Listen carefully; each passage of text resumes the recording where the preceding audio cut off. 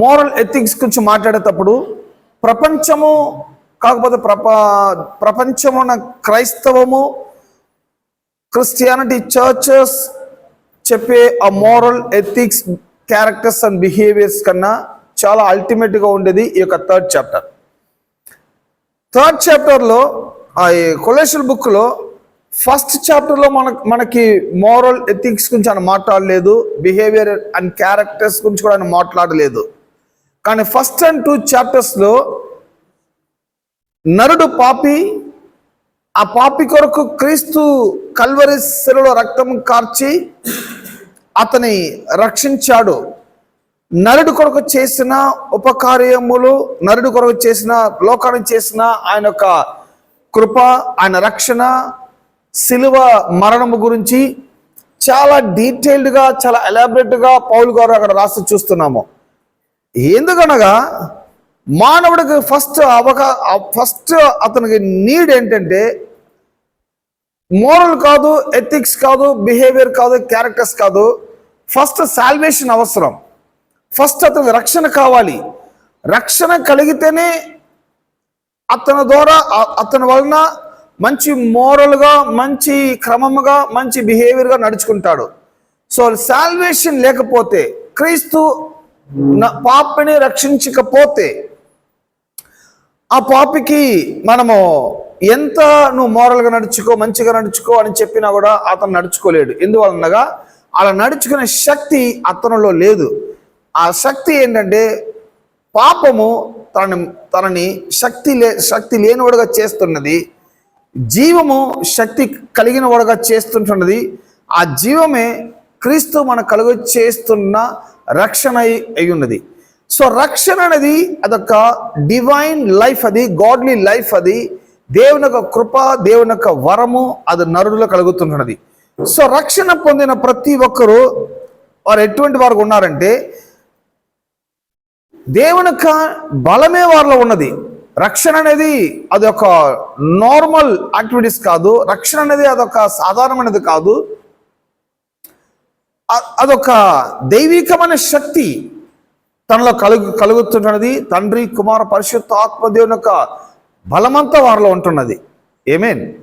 So కాబట్టి ఈ first and 2 చాప్టర్స్లో దేవుడు చేసిన ఉపకార్యక్రమాన్ని చెప్పిన తర్వాత 3rd and 4th చాప్టర్ ఫుల్గా ఈ మోరల్ ఎథిక్స్ గురించి మాట్లాడుతున్నారు. సో మనం ఎలా చెప్తున్నామంటే, సంఘానికి ఒక వ్యక్తి రావాలంటే నువ్వు ఇలా రాబాక, ఫస్ట్ నీ జుట్టంతా కత్తిరించుకొని మంచిగా మానడానికి లోపల రా అంటాము. నువ్వు మంది వేసుకొని లోపల రాబాక, నువ్వు చుట్ట తాకుండా లోపల రాబాక, ఇవన్నీ మారి లోపల రా అన్నప్పుడు అవన్నీ మారినాక లోపలికి రావాల్సిన అవసరం లేదు. ఫస్ట్ ఆఫ్ ఆల్ ఇవన్నీ మారేదానికే లోపల రావాలి. సో ఇవన్నీ వాడు ఎటువంటి వాడైనా కూడా అతనికి రక్షణ దేవుడు కలుగ చేస్తేనే అతని వలన మంచి వ్యక్తిగా అతను మనం నడుచుకోవడానికి అవకాశం కలుగుతుంది. ఆమేన్. చాలా క్రిస్టియన్స్ పీపుల్ ఎలా చెప్తారంటే, ఇలా రాబాక, అలా రాబాక అని చెప్పి దేవునికి దూరం చేస్తున్నారు. కానీ దేవుడు అంటున్నాడు, ఎటువంటి పాపి అయినా కూడా దేవుని దగ్గరికి రావచ్చు. ఎటువంటి పాపిని కూడా దేవుడు రక్షించేదానికి సిద్ధంగా ఉన్నాడు. ప్రతి పాపిని కూడా ఆయన ప్రేమించేవాడుగా ఆయన ఉన్నాడు. ఆమేన్. ప్రతి ఒక్కరిని ఆహ్వానిస్తున్నాడు. సో పాపిగా ఉన్నామని దూరంగా పోబాకండి, దగ్గరికి రండి, దేవుని దగ్గరికి రండి. దేవుడు మిమ్మల్ని ఎన్నుకున్నాడు, దేవుడు మిమ్మల్ని ప్రేమిస్తున్నాడు, దేవుడు మీ రక్షణ కొరకు ఆయన ప్రాణం పెట్టినాడు, మిమ్మల్ని సేవ చేస్తానికి, మిమ్మల్ని ప్రేమించడానికి ఆయన సిద్ధంగా ఉన్నాడు. సో మీరు ఎటువంటి వారుగా ఉన్నారు కూడా దేవుని దగ్గరికి రావచ్చు, మందిరానికి రావచ్చు, మీరు వాక్యాన్ని వినొచ్చు. ఈ ప్రాసెస్ ఏమవుతుంటున్నదంటే ఆ వ్యక్తికి రక్షణ కలిగేదానికి అవకాశం కలుగుతుంటున్నది. ఆమేన్. సమ్ పీపుల్ నాకు చెప్పేవాళ్ళు, మందిరంలో ఎవరైనా చెడువారుగా పాపం చేసేవారు లోపల వచ్చారంటే, ఫస్ట్ ఆ పర్సన్ రానివ్వకండి మందిరానికి, ఆ పర్సన్ తప్పు చేసేవాడు. అప్పుడు ఎప్పుడు రావాలి అంటే అతను బాగైనాక లోపల రమ్మనండి. నో, హాస్పిటల్కి ఎందుకు పోతారంటే వీక్గా ఉండేవాడు హాస్పిటల్, బలహీనుడిదే డాక్టర్, రోగిష్ఠులకే మందులు మాత్రలు. సో బలహీనం లేదు, రోగం లేదు, నేను పర్ఫెక్ట్, నేను హెల్తీగా ఉన్నప్పుడు మీకు హాస్పిటల్ అవసరం లేదు. ఆమేన్. సో మందిరం అనేది పాపులకి, దేవుని ఎరగలేని వారికి, ఎటువంటి వారుగా ఉన్నా నో ప్రాబ్లం, ఎటువంటి క్యారెక్టర్స్ నో ప్రాబ్లం, అతన్ని కూడా దేవుడు ప్రేమించేవాడుగా ఉన్నాడు. ఆమేన్. బట్ ప్రాబ్లం సంఘం ప్రేమించలేకుండా పోతున్నది. కాంగ్రిగేషన్ వాళ్ళని అవాయిడ్ చేస్తున్నది. కాంగ్రిగేషన్ వాళ్ళని లోపల రానికుండా హెడ్ చేస్తున్నది. కానీ పౌలు గారు అంటున్నారు, ఫస్ట్ దేవుడు చేసిన మేలంతా చెప్పి ఇప్పుడు రక్షణ పొందిన వారికి దేవుని యొక్క శక్తి వాళ్ళ కలిగి ఉన్నది. ఇప్పుడు వారు ఎలా ట్యూన్ అవ్వాలి, వారు ఎలా మారాలి అని ఆయన చెప్తున్నాడు ఆయన. లాస్ట్ వీక్ నేను అనుకుంటున్నాను 5 verses కంప్లీట్ చేసుకున్నాం అనుకుంటున్నాను కదా లాస్ట్ వీక్. అది 10 సార్ 10 వరకు అయిపోయింది. ఎందుకంటే 2 మందిరంలో టీచ్ చేస్తున్నాను కాబట్టి ఎక్కడ ఎంత మిస్ చేసుకున్నామని తెలియకుండా పోతుంది. సో 10 కంప్లీట్ అయిపోయింది కదా. Okay okay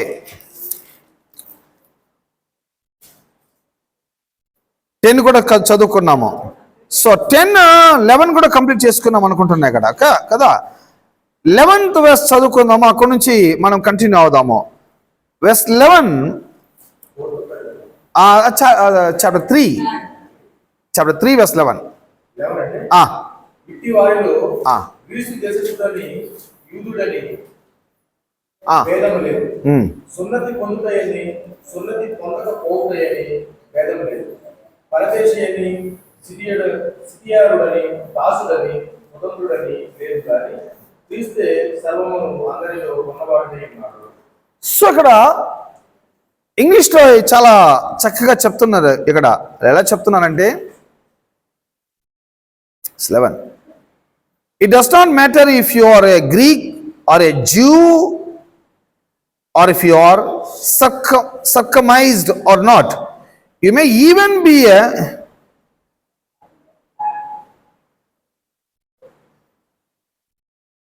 slave or a free person, yet Christ is all the matters and he lives in all of us. Matter వచ్చి Christ, ఇంపార్టెంట్ క్రైస్ట్. యూదుడనియో, గ్రీసిస్తుడనియో, సున్నతి పొందినవాడనియో, సున్నతి లేనివాడనియో, పరదేశనియో. సో లోకంలో ఇన్ని different of kind of people ఉన్నారు. యూదులు, గ్రీసిస్తులు, religion people and non religion people. అంటే సున్నతి పొందిన వాడిని రిలీజియన్ పీపుల్ అంటారు, సున్నతి లేని వాడిని నాన్ రిలీజియన్ పీపుల్ అంటారు. రకరకాల పీపుల్ రకరకాలమైన ప్రజలు ఉన్నారు. సో రకరకాల ప్రజలకి రకరకాలైన కల్చర్ ఉంటుంది, కల్చరల్ బ్యాక్గ్రౌండ్ ఉంటుంది, వారి యొక్క సొసైటీ డిఫరెంట్గా ఉంటుంది. ఇప్పుడు ఇక్కడ మార్చమనేది కల్చరల్ మార్చమని లేదు, వారి యొక్క సొసైటీని మార్చమని లేదు. నువ్వు యూదుడుగా ఉంటే యూదుడుగా ఉండు, నువ్వు గ్రీస్తుగా ఉంటే గ్రీస్తుగా ఉండు. కానీ క్రైస్ట్ మ్యాటర్ అయి ఉన్నాడు. క్రీస్తు లేకపోతే, క్రీస్తు యొక్క రక్షణ కలగకపోతే మీకు రక్షణ కలగబోయేది లేదు. సో మీరు మార్చాల్సినది, మీరు చేంజ్ అవ్వాల్సినది. మీరు గూగుల్లో సెర్చ్ చేసుకోండి, వికీపీడియాలో. తర్వాత కూడా ఈ గ్రీస్ పీపుల్ ఎలా ఉంటారని చూడండి, జూయిష్ పీపుల్ ఎలా ఉంటారు చూడండి, రిలీజియన్ పీపుల్ ఎలా ఉంటారు చూడండి. వారికి అవుట్లుకే మనకు తెలిసిపోద్ది, ఈయన పక్క రిలీజియన్ పీపుల్ లాగా ఉన్నాడు అని చెప్పే వాళ్ళం ఉంటాం కదా. సమ్ పీపుల్ చూస్తామంటే రిలీజియన్గా ఉండేవారు, వారికి హెయిర్ కానీ వారికి డ్రెస్ కానీ అంత డిఫరెంట్గా ఉంటుంది. గ్రీస్ సిస్టర్ ఎలా ఉంటాయి, గ్రీక్ పీపుల్ ఎలా ఉంటారంటే చాలా గంభీరంగా ఉంటారు, మనకి నచ్చనలేనంత అక్కడ ఉంటుంది. సో వాళ్ళు గడ్డం పెంచుకుంటారు, మీసాలు పెంచుకుంటారు, జుట్టు పెంచుకుంటారు. మ్యాన్ అనేవాడు చాలా పవర్ఫుల్ పర్సన్ అని వాళ్ళ యొక్క స్టాచ్యూస్ కానీ, వాళ్ళ యొక్క రైటింగ్స్ కానీ, వాళ్ళ యొక్క బుక్స్ కానీ అలా ఉంటుంది. వాళ్ళ యొక్క గ్రీస్ కంట్రీకి వెళ్ళామంటే స్టాచ్యూస్ ఎలా ఉంచుతారంటే ఒక మ్యాన్ అనేవాడు చాలా పవర్ఫుల్ పర్సన్ అన్నట్టు చూపిస్తారు. సో మనుషుడు మీరు లేస్గా ఎంచుకోబోకండి, ఈ ప్రపంచాన్ని మార్చేది మానవుడు వలన కుదురుతుంది, మానవుడికి అంత తెలివి జ్ఞానం ఉందని చెప్పి చాలా గ్రాండ్గా ఆ మ్యాన్ చూపిస్తారు. ఇన్ గ్రీస్ యొక్క ఇలా ఉంటాడు, యూదుడు ఎలా ఉంటాడు, వారి యొక్క లైఫ్ స్టైల్ వేరు, వారి యొక్క డ్రెస్ మ్యాటర్ వేరు. కానీ మీరు రక్షణ పొందిన తర్వాత మీ డ్రెస్, మీ అవుట్లుక్, మీరు అదో ఇదో చేంజ్ చేయాల్సిన అవసరము లేదు. నువ్వు గ్రీసిస్గానే ఉండు. సమ్ టైమ్ కొన్ని ఇయర్స్ బ్యాక్ మేబీ ఒక 500 ADలో ఏమైపోయిందంటే డ్రెస్సులు మార్చారు, అవుట్లుక్ చేంజ్ చేశారు, చివరికి పేర్లు కూడా మార్చేశారు. నువ్వు క్రైస్తవుడు అంటూ నువ్వు నీ పాత పేరు ఉంచుకోబాక కొత్త పేరు పెట్టుకో. మీరు చూసారంటే క్రిస్టియన్స్కి 2 పేర్లు ఉంటుంది, అదే ఇల్లీగల్. ఒక మనిషికి ఒక పేరే ఉండాలి. ఐ మీన్ ఆధార్ కార్డు ఏ పేరు ఉందో మీ స్కూల్ సర్టిఫికేట్ అదే పేరు ఉండాలి, అది అఫీషియల్ నేమ్ అది కదా. ప్రతి క్రిస్టియన్స్కి మీరు అడిగారంటే 2 పేర్లు ఉంటుంది. నాకు స్కూల్లో ఆ పేరండి, ఇంట్లో ఈ పేరండి, చర్చిలో ఇంకొక పేరండి. ఎన్ని పేర్లు పెట్టుకుంటారు? క్రిమినల్స్ అన్ని పేరు పెట్టుకుంటారు. సో ఇది సంఘానికి తెలిసి చేస్తున్నారా తెలియకుండా చేస్తున్నారా అని కాదు, తెలియలేదు. ఫస్ట్ జుట్టు మారుస్తున్నారు, నెక్స్ట్ డ్రెస్ చేంజ్ చేస్తున్నారు, అల్టిమేట్గా పేర్లే మార్చేస్తున్నారు. ఏమేన్. సో ఇవన్నీ దేవుడు మార్చమని చెప్పలేదు, ఇవన్నీ అఫెన్స్, ఇలా మార్చకూడదు. అఫీషియల్ నేమ్ ఏదో ఆ నేమే మీరు ఎక్కడైనా చెప్పాలి. కానీ బైబిల్ అంటున్నది గ్రీసిస్తుగా ఉంటే గ్రీసిస్తుగా ఉండు, యూదుడుగా యూదుడుగా ఉండు, సున్నతి పొందినవాడుగా ఉండు, లేనివాడుగా ఉండు. కానీ నువ్వు రక్షణ పొందిన తర్వాత నువ్వు చేంజ్ చేయాల్సినది నీకు అవుట్లుక్ అపీరెన్స్ కాదు, నీకు పేరు కాదు, నీకు మైండ్ అండ్ మీ థాట్స్, మీ యొక్క ఇమాజినేషన్, మీ యొక్క బిహేవియర్స్, మీ యొక్క క్యారెక్టర్స్ చేంజ్ చేయాలి. ఏమేన్. ఎంతమంది ఆమెన్ అంటున్నారు? సో అది చేంజ్ చేయండి. నువ్వు గ్రీసిస్తుగానే ఉండు, గుడ్ బిహేవియర్గా ఉండు, గుడ్ క్యారెక్టర్ కలిగిన వాడుగా ఉండు, మంచి తలంపులు కలిగిన వాడుగా ఉండు, నాలెడ్జబుల్ పర్సన్గా ఉండు. నీ యొక్క గ్రీస్ పీపుల్ని, నీ యొక్క గ్రీక్ ప్రజలని సేవ్ చేస్తానికి నువ్వు ఒక మీడియేటర్గా ఉండు. ఏమేన్. నువ్వు మీడియేటర్గా ఉండి, నువ్వు ఒక రిప్రజెంటేటివ్గా ఉండి దేవుని యొక్క పరిచర్యని, దేవుని యొక్క వాక్యాన్ని మీ యొక్క గ్రీక్ పీపుల్కు నువ్వు ప్రకటించు. ఏమేన్. నువ్వు యూదుడుగా ఉన్నావా? నువ్వు యూదుడుగా ఉండు, నీ యొక్క అవుట్లుక్ చేంజ్ చేయపాక, కానీ నీ యొక్క మైండ్, మీ యొక్క బిహేవియర్, నీ యొక్క థాట్స్, నీ యొక్క హార్ట్ ఇవన్నీ చేంజ్ చేయి. ప్రజలకి ప్రేమ చూపించు, ప్రజలకి లవ్ని ప్రకటించు. ఎందుకనగా ఆ యూదుల్ పీపుల్లో ఏముందంటే రిలీజియన్ యాక్టివిటీ చాలా ఉంటుంది, కానీ ప్రేమ అనేది అక్కడ ఉండదు. ఆ లవ్ లేదు. దేవుడు లోకాన్ని ఎంతగానో ప్రేమిస్తున్నాడని చెప్తున్నప్పుడు క్రీస్తుని నువ్వు విశ్వసించి రక్షింపబడిన తర్వాత నీవు నీ యొక్క వస్త్రాలతో, నీ యొక్క అవుట్లుక్ అపీరెన్స్తో ప్రజలను భయపించబాక, ప్రజలకి ఇప్పుడు నువ్వు తెలియచేయాల్సింది దేవుని ప్రేమను వెల్లడించు, దేవుని ప్రేమను చూపించు, నీ యూదుల ప్రజలను రక్షించుకో. సో పౌలు గారు అదే చేస్తున్నాడు. ఆయన 2 కంట్రీస్ సిటిజన్గా ఉన్నాడు. ఆయన ఒక పక్క రోమన్ సిటిజన్, మరోవైపు జూయిష్ సిటిజన్. 2 సిటిజన్గా ఉన్నప్పటికీ కూడా క్రీస్తుని ఎప్పుడైతే అతను విశ్వసించి సేవ్ అయ్యాడో, రక్షణ పొందుకున్నాడో, పౌలు గారు తన అవుట్లుక్ అపేర్స్ గురించి ఆయన మార్చలేదు, ప్రజల్ని మార్చమని చెప్పలేదు, కానీ లోకానికి దేవుని ప్రేమను తెలియజేస్తుంటున్నాడు ఆయన. ఏమేన్. సంఘాలని పడగొట్టినవాడు, నాశనం చేసినవాడు, అనేకని చంపి శిరచ్ఛాల వేసినవాడు, స్టెఫాని చంపేదానికి ముఖ్య పర్సన్గా ఉన్నవాడు. కానీ దేవుడు తను ఎన్నుకున్న తర్వాత, రక్షణ పడిన తర్వాత ప్రపంచానికి తను చేసిన తప్పు ఏమని తెలియచేసి ప్రపంచానికి దేవుని వాక్యాన్ని ప్రకటించింది మాత్రమే కాకుండా తన ఎండ్ ఆఫ్ లైఫ్ వరకు, చివరి దినం వరకు క్రీస్తు కొరకు అతను బ్రతికాడు, క్రీస్తు కొరకు జీవించాడు, క్రీస్తుని ప్రేమించాడు. ఆమేన్. సో ఇటువంటి క్యారెక్టర్స్ కలిగి ఉండడం అని పౌలు గారు ఇక్కడ 3rd చాప్టర్ చెప్పినప్పుడు చెప్తున్నాడు కదా. సో అక్కడ 11th verse వచ్చి, ప్రపంచంలో ఇన్ని different kind of people, different kind of cultural, different kind of language, religion, non religion, వీరంతా ఉంటారు. సో రిలీజియన్ మార్చు, కల్చరల్ మార్చు, పేరు మార్చు, డ్రెస్ మార్చు, ఇది మార్చు, అది మార్చు అని సంఘంలో వేల కొలది rules rules rules rules. Amen. కానీ పౌలు గారు అవన్నీ చేంజ్ చేయాల్సిన అవసరం లేదు. Heart, mind, thoughts, characters, behaviours వీటి మార్చండి. ఆమేన్. సో ఈనాడు క్రిస్టియన్ పీపుల్ దగ్గర మనము అంత ఈజీగా మనము మూవ్ చేయలేకపోతుంటున్నాం. Some time non religion people దగ్గర కూడా పోయి మనము ఏదైనా హెల్ప్ అడగచ్చు, ఏదైనా మనకు తెలియలేకపోతే వాళ్ళ దగ్గర ఫ్రీగా మాట్లాడచ్చు. ఎవరి దగ్గర వెళ్ళేదానికి కొంచెం భయంగా ఉంటుంది అంటే క్రిస్టియన్ పీపుల్ దగ్గర వెళ్ళేదానికి భయంగా ఉంటుంది. ఏంటంటే వీళ్ళు ఏ మూడ్లో ఉంటారో, ఏ స్పిరిట్లో ఉంటారో మనకే తెలియదు. ఏమనగా వీళ్ళు ప్రేమ ప్రేమ అని చెప్తారు, కానీ కొంచెం మూమెంట్ చేశామంటే వారికి ఆయుష్గా వాళ్ళు మాట్లాడేది మనం చూస్తుంటున్నాం. ఆమేన్. సో క్రిస్టియన్ పీపుల్కి కావాల్సింది దేవుని యొక్క ప్రేమ. ఆమేన్. ఈ ప్రేమ గురించి ఇక్కడ క్యారెక్టర్స్ గురించి అని పౌలు గారు చెప్పేటప్పుడు verse 11 చదువుకున్నాం కదా, అదేలాగా 12 కూడా చదవండి సార్.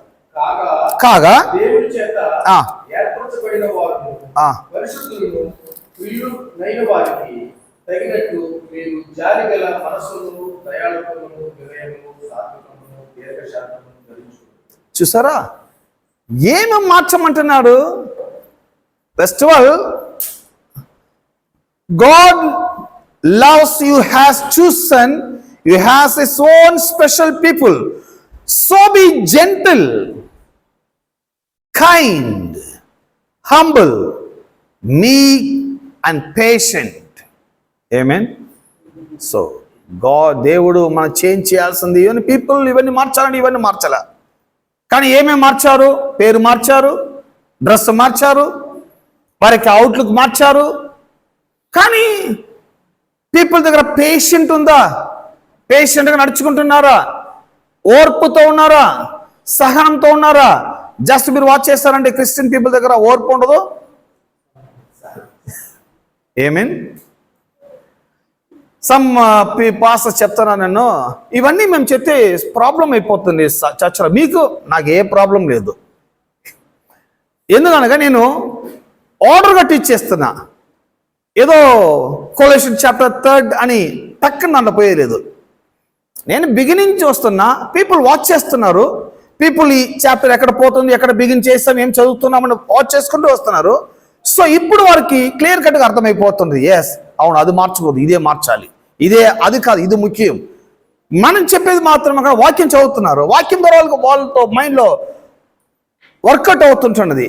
సో పౌల్ గారు ఏం చేయమన్నారంటే, God loves you, has chosen you, has his own special people.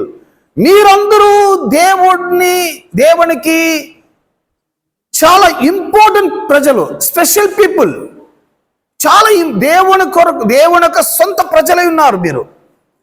అందరు చేద్దాము, నేను చాలా ఇంపార్టెంట్ పర్సన్, దేవునికి చాలా స్పెషల్ పర్సన్ మీరు. God loves you. దేవుడు మనం ప్రేమిస్తున్నాడు. ప్రతి రక్షణ పొందిన ప్రతి పర్సన్ని దేవుడు ప్రేమిస్తున్నాడు. దేవుని యొక్క ప్రేమ వారిపైన ఉన్నది. ఆయన ప్రేమ ఉన్నది కాబట్టి, దేవుడు మిమ్మల్ని చూస్ చేశారు కాబట్టి మీరు స్పెషల్ పీపుల్గా మీరు ఉన్నారు. ఆమేన్. So be gentle. అందుకనే మిమ్మల్ని జెంటిల్గా నడుచుకోమంటున్నాడు ఆయన. ఆమేన్. ఎందుకనగా ఇప్పుడు ఇంగ్లాండ్ ప్రిన్స్, ఒక రాజు కుమారుడు, ప్రిన్స్ అంటాం కదా, ప్రిన్స్ నడుచుకునేదానికి, ఆ ప్రిన్సెస్ నడుచుకునేదానికి ఆ ప్యాలెస్లో, ఇంగ్లాండ్ ప్యాలెస్లో రాజు నడుచుకునేదానికి, రాజు కుమారుడు నడుచుకునేదానికి, సర్వెంట్స్ నడుచుకునేదానికి, అక్కడ అఫీషియల్ వర్కర్స్ నడుచుకునేదానికి డిఫరెన్స్ ఉంటుంది.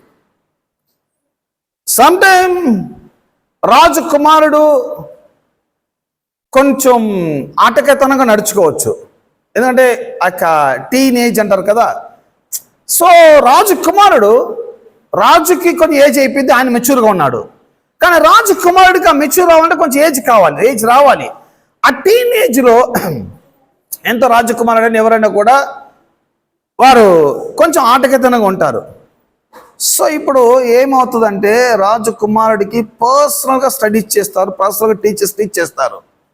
సో ఈ ప్రపంచంలో నువ్వు చాలా స్పెషల్ పీపుల్, నువ్వు రాజకుమారుడివి, దేశాన్ని రూలింగ్ చేస్తే మీ ఫాదర్ యొక్క కుమారుడివి.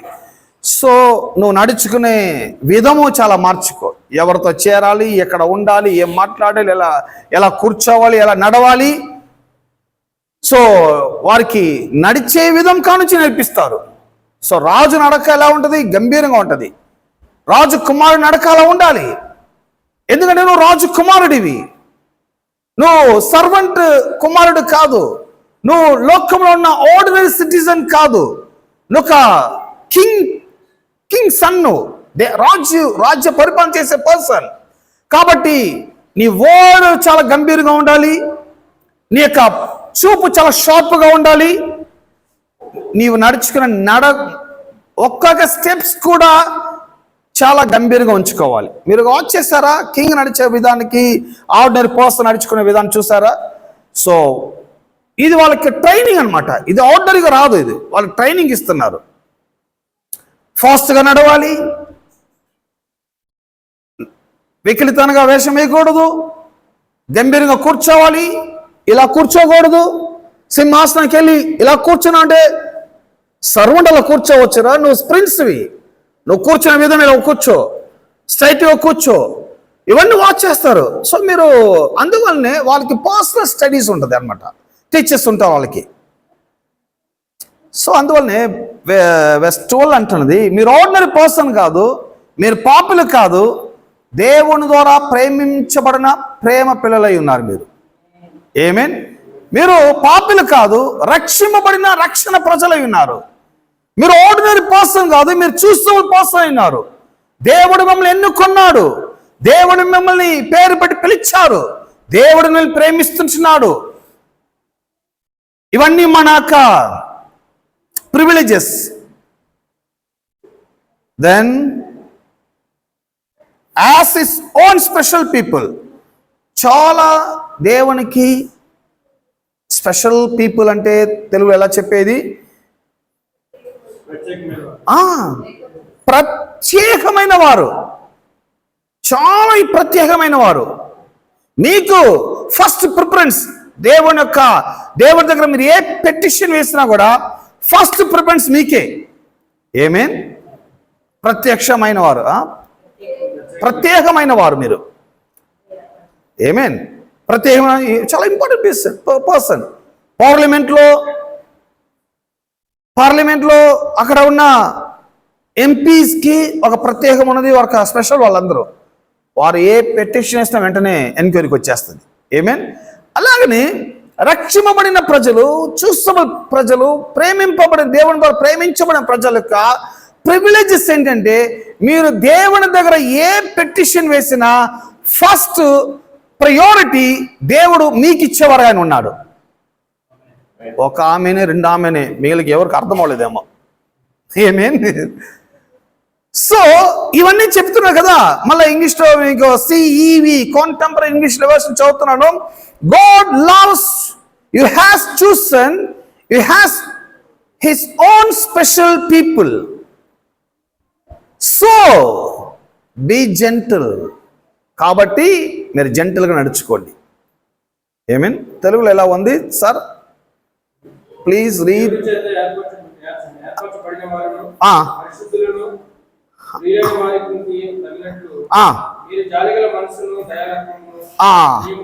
జాలిగల మనస్సు చెప్తాం. జాలిగల మనస్సు. సో క్రిస్టియన్ పీపుల్ దగ్గర జాలిగల మనస్సు ఉందంటే డౌటే. ఆమేన్. సమ్టైమ్ నాన్ రిలీజియన్ పీపుల్ దగ్గర కూడా జాలిగల మనస్సు ఉన్నది, కానీ క్రిస్టియన్ పీపుల్ దగ్గర లేకుండా పోతుంది. అది చాలా వేదనకరమైన వ్యవహారం. యాక్చువల్గా వాస్తవానికి చూడాలంటే సో పీపుల్ ఒక మైండ్ రెన్యూల్ చేయాలి. నేను క్రైస్తవుణ్ణి, నేను దేవుని బిడ్డని, దేవుడు నన్ను ప్రేమిస్తున్నాడు, నా దేవుని లాంటి ప్రేమని నేను ప్రజలకు చూపించాలి. సో ఇది ప్రాక్టీస్ చేయాలి. ఇది ఈ లవ్ అనేది ప్రాక్టీస్తో కలుగుతుంటున్నది. ఏమేన్. సో చాలా వర్షన్స్ అలా చెప్తున్నారు.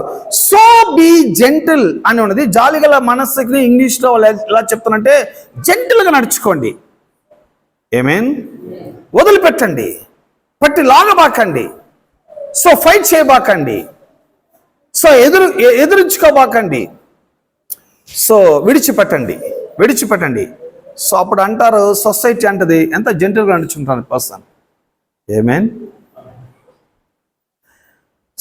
మీరు చూస్తారంటే మంచిగా చదువుకున్నవాడు జెంటిల్గా ఉంటాడు సమ్ టైం. ఇప్పుడు అది కూడా డౌట్గా ఉంది. మంచి చదువుకున్నవాడు కూడా జెంటిల్గా లేకుండా కూడా పోతున్నారు. సమ్ టైం మంచి యూనివర్సిటీలో చదువుకున్నవారు, మంచి విదేశం చదువుకున్నవాడు సమ్ టైం వారి యొక్క క్యూలో నిలుచుకున్నా కూడా జెంటిల్గా నిలుచుకుంటారు. సో వారు ఫాలో అవుతారు డిసిప్లిన్ని. సో ఇది సొసైటీకి అవసరం, సంఘానికి అవసరం, లోకానికి అవసరం, క్రైస్తవానికి అవసరం. Amen. So be gentle, kind. ఇంగ్లీష్లో అంటారు కైండ్. చాలా లవబుల్గా ఉండండి, కైండ్గా నడుచుకోండి. Praise God. ఎంతోమంది ఆమె అంటున్నారు. కానీ క్రిస్టియానిటీని ఇవన్నీ చేంజ్ చేస్తున్నారా, ఇవన్నీ టీచ్ చేస్తున్నారా, ఇలా వాళ్ళు ప్రాక్టీస్ చేస్తున్నారా అనేది నాకు తెలియలేదు. కానీ వాళ్ళు ఇవన్నీ చేస్తున్నారు. పేరు మార్చుకుంటున్నారు. నేనంతా 3 టైం బ్యాప్టిజం తీసుకున్న పర్సన్ని. 1 టైం బ్యాప్టిజం తీస్తే నేను మారలేదు. 2nd టైం తీసినా మారుతానే ప్రాక్టీస్ చేశాను. సో బ్యాప్టిజం కూడా నేను చేంజ్ చేయలేదు. నా మైండ్ రెన్యూల్ చేసుకున్న తర్వాత నేను చేంజ్ అయ్యేదానికి అవకాశం కలిగింది. దేవుని వాక్యం నాలో నేను విని ఆ వాక్యం నేను అర్థం చేసుకొని దాని ద్వారా నా మనసును మార్చుకున్న తర్వాతనే నాలో ఒక చేంజ్ వచ్చిందే. కానీ జస్ట్ ఇక రిలీజియన్ యాక్టివిటీస్ వలన నా క్యారెక్టర్స్ చేంజ్ అవ్వలేదు నాకు ప్రీవియస్ టైంలో. So be kind, humble. చెప్దాం హంబుల్. తెలుగులో తగ్గింపుతో ఉండండి. అది ఎలా ఉంది సార్? వినయ విధేయతగా ఉండండి. సో హంబుల్ అనేది ఇది character, just not acting. Humble అనేది క్యారెక్టర్కి యాక్టింగ్కి డిఫరెంట్ ఉన్నది. యాక్టింగ్ అనేది షూటింగ్ వరకు యాక్టింగ్, హార్ట్లో షూటింగ్ తర్వాత యాక్ట్ చేయాల్సిన అవసరము లేదు. సమ్ టైమ్ పీపుల్ హంబుల్గా ఉండండి అంటే వాళ్ళు ఏమనుకుంటున్నారంటే హంబుల్గా ఉండేది అనేది మనము వాల్యూబుల్ కలిగిన వస్త్రాలు వేయకూడదు, అది హంబుల్ కాదు, అది తగ్గింపు అంటే normal khaddar shirt, Hawaii chappal, normal ఒక సైకిల్, నార్మల్ ఒక ట్రాన్స్పోర్ట్, నార్మల్ ఒక గృహము. పీపుల్ ఒక మైండ్ ఎలా ఉందంటే హంబుల్గా ఉండాలంటే నార్మల్ ఇంటిలో దీపం వెలిగించుకొని నార్మల్గా ఒక హవాయి చెప్పలేసుకొని పరిదాపంగా వెళ్ళేది హంబుల్ అనుకుంటున్నారు. అది హంబుల్ కాదు, అది యాక్టింగ్. అది హంబుల్ కాదు, అది యూజ్లెస్ లైఫ్. అది వారికి ప్రయోజనం లేదు, ఎవరికి ప్రయోజనమో లేదు. ఇక్కడ హంబుల్ లైఫ్ అనేది మీ యొక్క వస్త్రంలో కాదు, మీ యొక్క హవాయి చెప్పల్స్లో కాదు, మీ యొక్క గృహము కాదు, మీ యొక్క వాహనాలు కాదు. హంబుల్ అనేది మీ యొక్క హార్ట్లోనే ఉన్న ఒక ట్రాన్స్ఫర్మేషన్. అదొక రెన్యూవల్ క్యారెక్టర్. అదొక మన తగ్గింపుతో ఉండేది అనేది పీపుల్ లవ్ చేసేది ఎంత. సో మీరు రతన్ టాటాని చూడండి. రతన్ టాటాని చూస్తే ఆయన హంబుల్గా ఉన్నాడు. ఆయన చూపులకి వరల్డ్లోనూ ఇండియాలోనే ఒక బిగ్గెస్ట్ రిచెస్ట్ పర్సన్. ఆయనకు మంచి టై, ఆయనకు మంచి వాచ్, ఆయనకున్న బిజినెస్ ఇది లేదు అని చెప్పలేము. హోటల్, జ్యువెల్స్, మోటార్ ఫీల్డ్ అన్నిటిలో ఆయనకి ఇన్ఫ్లుయెన్స్ ఉన్నది. కానీ రతన్ టాటా ఒక లైఫ్ మీరు చూస్తారంటే చాలా హంబుల్గా ఉన్నాడు. ఏమేన్. సో మన టైంలో ఉన్నాడు కాబట్టి ఇమ్మీడియట్గా మనకు అర్థమైపోతుంది అది ఆయనకు ఆ క్యారెక్టర్. సో అది హంబుల్. ఒక టై కట్టుకుంటే మీరు నీకు తగ్గింపే లేదు, నీకు ఒక టై కట్టుకునేది పాపం, కోట్ సూట్ వేసుకుంటే పాపం, ఒక మంచి లెదర్ షూ వేసుకుంటే పాపం అని చెప్పే క్రిస్టియన్స్ ఉన్నారు. ఇంకా చెప్పబోతే కోటు, టై, షూ, మంచి వాహనం, క్రోస్ లెక్కల డబ్బు ఉన్న రతన్ టాటా దగ్గర ఉన్న హంబుల్ క్రిస్టియన్ పీపుల్ దగ్గర లేకుండా పోతున్నారు. ఏమేన్. నేను చెప్పేది రైట్ రాంగ్ అని మీకే అర్థమైపోతుంది. గుడ్. ఇవన్నీ న్యాచురల్.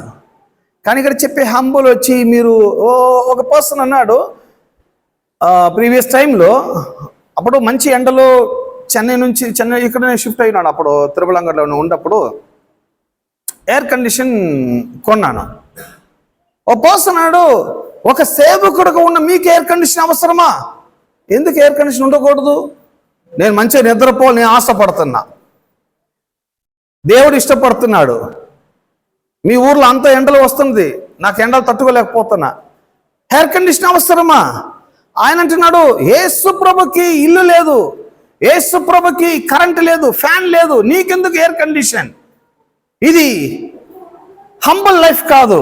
నేను చెప్పా, హంబుల్ లైఫ్ అనేది మనం వాడే వస్తువుల్లో కాదు, హంబుల్ లైఫ్ అనేది మనం వేసుకున్న బట్టల్లో కాదు, హంబుల్ లైఫ్ అనేది మనకు డబ్బు కాదు, హంబుల్ లైఫ్ మన heart.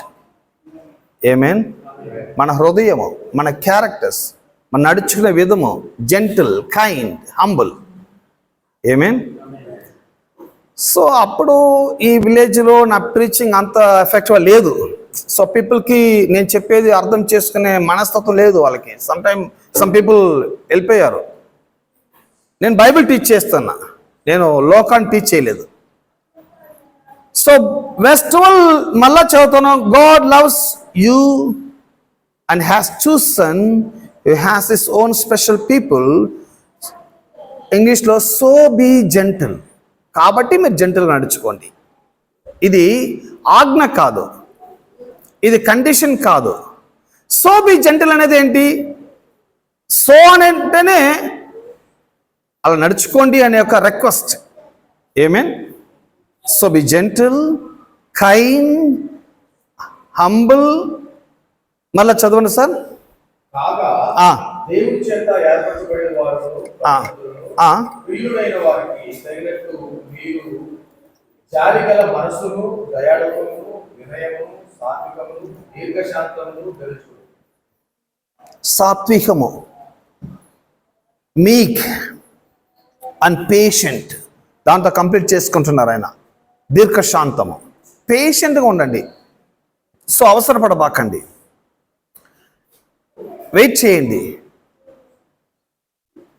Be patient, be patient, be patient. ఇది ఒక క్యారెక్టర్. సో ఇవన్నీ కూడా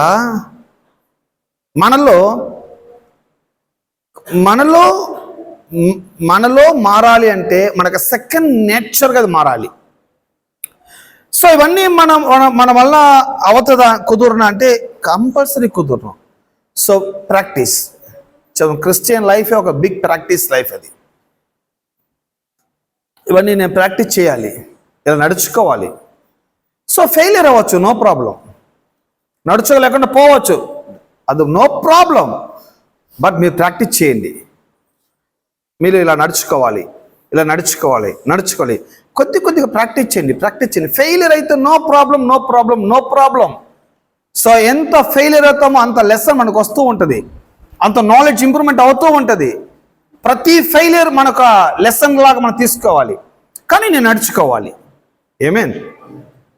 సో వెంటనే రావాలి, ఇలా మీరు ఉండాలి. ఈ వీక్ మీకు టీచ్ చేసి నెక్స్ట్ వీక్ అందరు జెంటల్ అయిపోవాలి, నెక్స్ట్ వీక్ అందరు కైండ్గా ఉండాలి, నెక్స్ట్ వీకే మీరు అందరూ కూడా చాలా హంబల్గా ఉండాలి. అలానే దేవుడు ఎదురు చూసేయలేదు. కానీ ఇది లైఫ్లో మీకు క్యారెక్టర్గా, మీకు సెకండ్ నేచర్గా మారాలి. అది మీ లైఫ్లో మీరు ప్రాక్టీస్ చేయండి.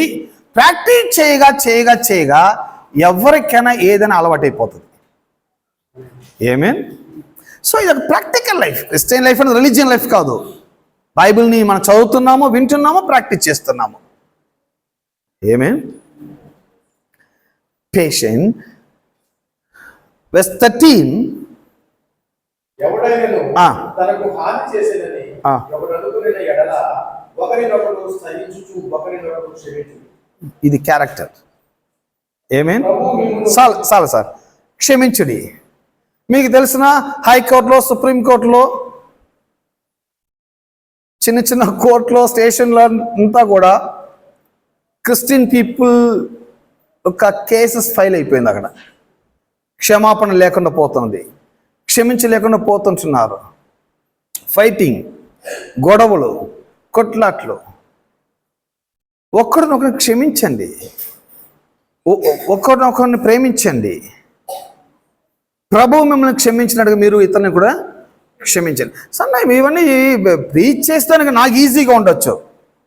సో టీచింగ్ అనేది మనం చెప్పేది మీకే కాదు, నాకు కూడా. నేను మీకు వినిపించేటప్పుడు నేను నా లైఫ్కి నేను అప్లై చేసుకోవాలి. నా లైఫ్లో నేను కూడా ఇది ప్రాక్టీస్ చేయాలి. సో ఇవన్నీ మీకు చెప్పేది నేను ఐఎమ్ పర్ఫెక్ట్, నేను 100% పర్ఫెక్ట్ పర్సన్ అని చెప్పలేదు. సో ఇది మీకు నేను వినిపిస్తున్నాను. అట్ ద సేమ్ టైం నా లైఫ్లో ఇది ప్రాక్టీస్ చేస్తున్నానికి నేను అడాప్ట్ అవుతుంటున్నాను. ఏమేన్? ఇది ప్రతి ఒక్కరి యొక్క లైఫ్ అయింది. ఏమేన్? నేను పర్ఫెక్ట్ అయ్యి మీకు మాట్లాడలేదు. నేను పర్ఫెక్ట్ అవుతున్నాను, నేను చేంజ్ చేసుకుంటున్నాను, నేను ప్రాక్టీస్ అవుతుంటున్నాను. ఇక్కడ నిలుచుకున్నాడు పర్ఫెక్ట్ అనుకోకూడదు. నో, నేను మీలాగనే నేను కూడా మారాలి. ఏమేన్? సో ఈ యొక్క థాట్స్ ప్రతి పాస్టర్, బిలీవర్స్, సంఘానికి ఉంటే హోల్ సంఘమే మార్చబడం. ఏమేన్? క్షమించిడి. వెర్స్ 14. వీటన్నిటిపైన పరిపూర్ణతకు అనుబంధమైన ప్రేమను ధరించుకొనుడి. సార్ మళ్ళీ చదవండి సార్. వీటన్నిటిపైన పరిపూర్ణతకు అనుబంధమైన ప్రేమను ధరించుకొనుడి. ప్రేమను మీరు ధరించుకొనుడి. చదవం. ప్రేమను మీరు ధరించుకొనుడి. సో ఈ ప్రేమను ధరించుకునేది అనేది ఇది ఒక డ్రెస్ మీరు చూస్ చేసేటట్టుగా. మీరు ఒక షాపింగ్ మాల్కి వెళ్తున్నారు, డ్రెస్ కొనేదానికి వెళ్తున్నారంటే మీరు ఎటువంటి డ్రెస్ చేస్తారు అంటే మంచిగా చూపులకి లుక్గా ఉండే డ్రెస్సే మీరు చూస్ చేస్తారు. ఏదైనా ఒకటి తీసుకుంటారా? నో. నేను చిన్నప్పుడు ఉండేటప్పుడు మా అమ్మ కొనుక్కొని వచ్చేది డ్రెస్. కొంచెం పెద్ద అయినా కూడా అదే అలవాటు పెట్టి చేసుకున్నది. నేను తెస్తాను ఇంట్లో ఉన్నది. నాకు ఇష్టమే ఉండదు ఆమె కొనుక్కొని వచ్చే డ్రెస్. సో ప్రతి ఒక్కరి మైండ్ సెటప్ ఏంటంటే షోరూమ్కి వెళ్ళాలి, అక్కడ వస్త్రాలు చూడాలి, మనకి ఏది సూటబుల్, మనకి ఏది నచ్చిందో అది కొనుక్కోవాలి. అదే మనం ప్రతి ఒక్కరి యొక్క మైండ్ సెటప్. సో ఇక్కడ అంటున్నారు ప్రేమను మీరు ధరించుకున్నది అనేది. ప్రేమ అనేది లోకంలో ఉండే అన్నిటికన్నా వాల్యూ. అది చాలా వాల్యుబుల్ ప్రోడక్ట్. అది ఈ వాల్యుబుల్ ప్రోడక్ట్ని మీరు ధరించుకున్నది. ఇది కొంచెం వాల్యూ ఎక్కువ, కానీ మీరు తీసుకోండి. ధరించుకున్నది అనేది వస్త్రాలని మనం ఎలా మన బాడీకి ధరించుకుంటున్నామో అలాగనే మన మైండ్లో ఈ యొక్క క్యారెక్టర్ని మీరు ట్యూన్ చేసుకోండి. సో ఇంగ్లీష్లో ఎలా చెప్తున్నారు? 13 చెప్తున్నా కదా సార్. చదివింది 14. Love is more important than anything else. It is what ties everything completely together. So వీటిని మీరు ప్రేమను మీరు ధరించుకున్నది. 14 అయిపోయింది, దాంతోపాటు టైం అయిపోయింది.